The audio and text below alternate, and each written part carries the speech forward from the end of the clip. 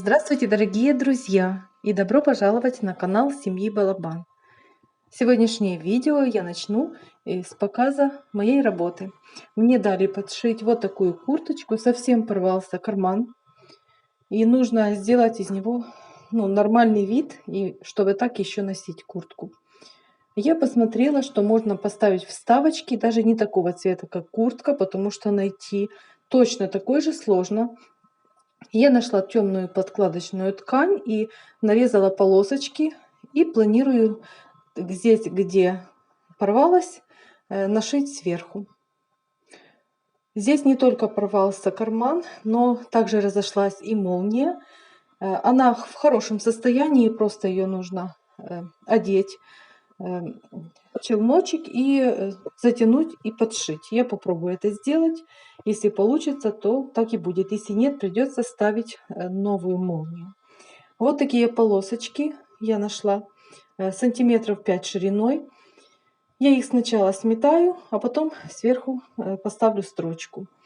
Здесь, где вот эти места есть, здесь я буду пришивать. Единственная проблема в том, что есть трещинка прямо возле молнии, которая закрывает саму курточку спереди.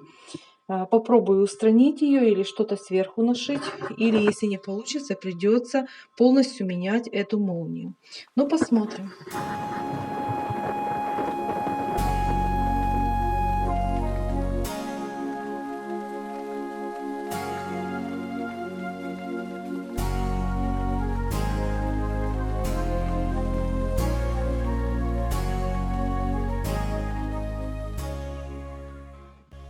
Вот и все, курточка готова.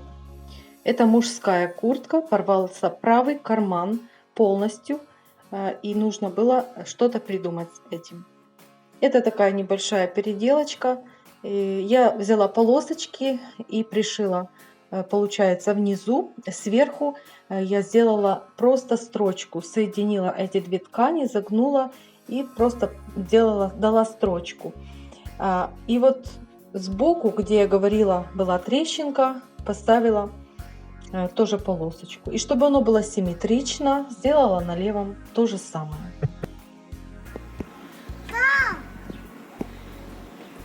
Привет! Привет!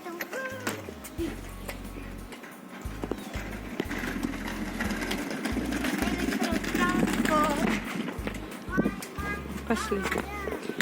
Здравствуйте, дорогие друзья! Мы сейчас идем на прогулочку с детками и покажем вам тоже наших козочек, как они пасутся. Сегодня такой ветер, воскресенье у нас. Солнышко светит, но очень сильный ветер. И я хочу еще сходить в магазин. Нужно купить продукты.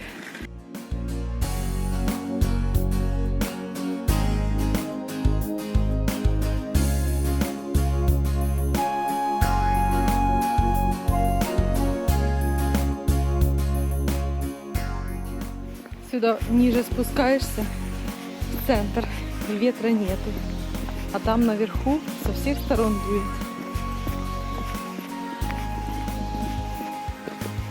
Друзья, спасибо большое вам за комментарии, за добрые пожелания, за вашу радость, которую вы разделили вместе с нами. У нас появились эти козочки, и слава богу, теперь будем иметь домашнее молоко. Конечно, труд это нелегкий. Их нужно каждый день выпасать.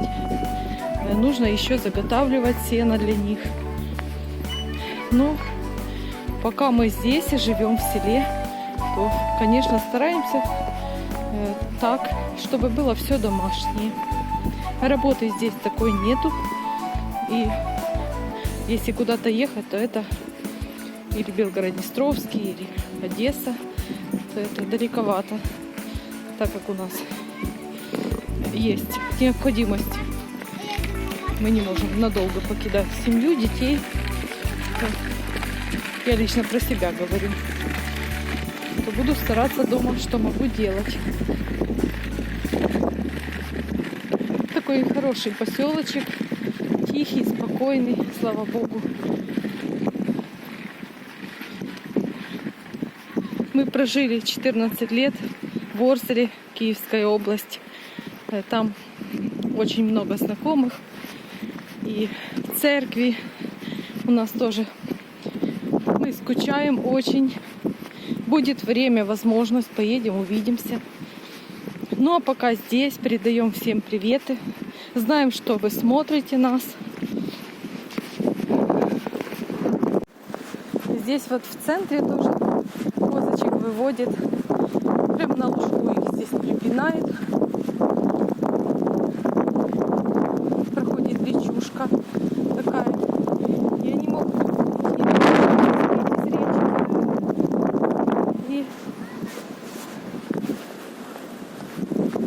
и травку жевать.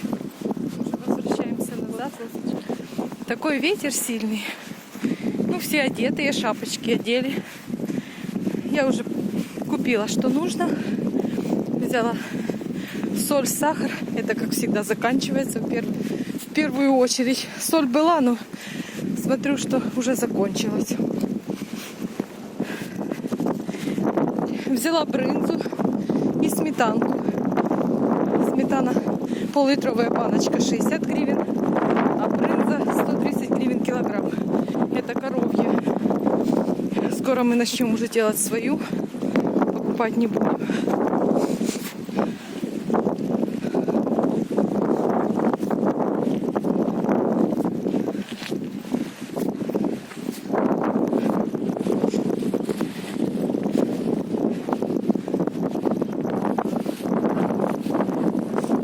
Вроде на улице солнышко светит, но такой сильный ветер, мы замерзли.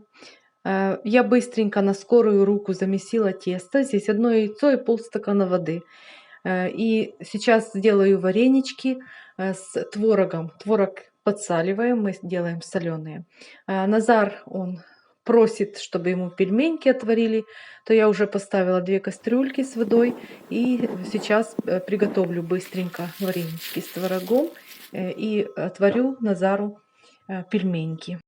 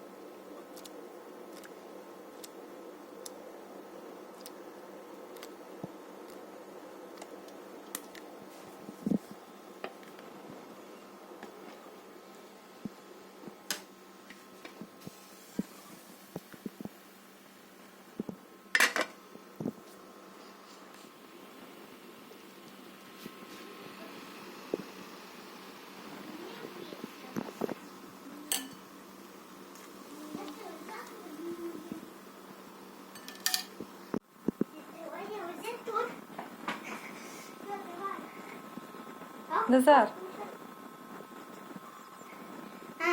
варенички готовы. Я целую пьян. Вареники. Приятного аппетита! Спасибо. Це пельмені з м'ясом, а це вареники з сиром.